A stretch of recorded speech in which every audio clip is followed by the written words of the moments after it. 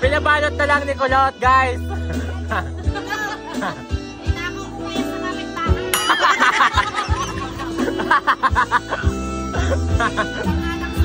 Basta kulay pa eh.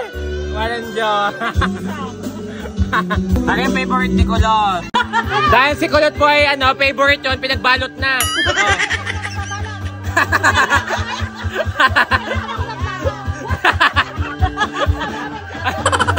Plato pa yata ni Ate Irene eh.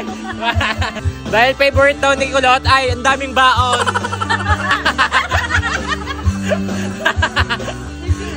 Binalot na lahat eh, walang Diyos.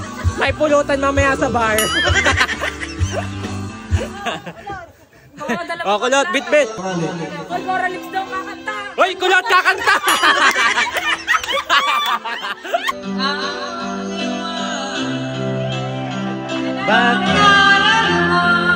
Yeah? Request mo ni Ate, request. Tasa?